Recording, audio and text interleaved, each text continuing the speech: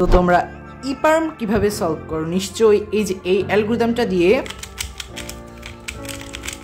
এই অ্যালগরিদমটা ভালো চলে, বাট কিউবিং এর মানে এইটা না যে কোনো অ্যালগরিদম দিয়ে চালিয়ে নিলে তোমরা কিউবিং এর স্পিড কিউবিং এর মানে হলো তোমরা কতটা দ্রুত এবং অপটিমালি ওই সলিউশনটা করছো। আর এই ক্ষেত্রে তোমাদের দুইটা রোটেশন লাগছে, যেটা F12 একটা পেয়ারের ক্ষেত্রে একটা রোটেশনের বেশি করাটা একদমই উচিত না। সেই ক্ষেত্রে PLL এর ক্ষেত্রে দুইটা রোটেশন ভাবা যায় এটা। আর মাঝে মধ্যে অনেক মেজর লক আপ চলে আসে, যেই ক্ষেত্রে তোমাদের স্পিড কিউবিং এ বড় একটা অ্যালগরিদমটা।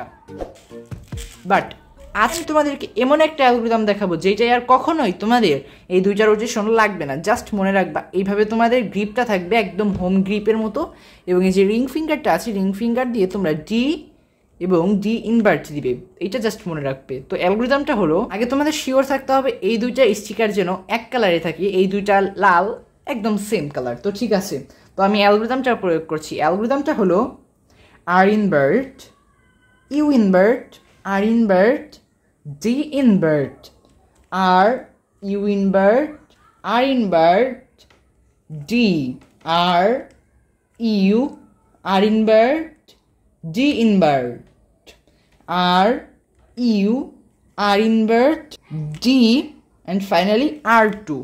এবং এইটাই হলো সেই রোটেশন লেস অ্যালগরিদমটা। তো এই ছিল আজকের ভিডিওটি। ভিডিওটি ভালো লাগলে অবশ্যই লাইক করবেন এবং সাবস্ক্রাইব করতে ভুলবেন না।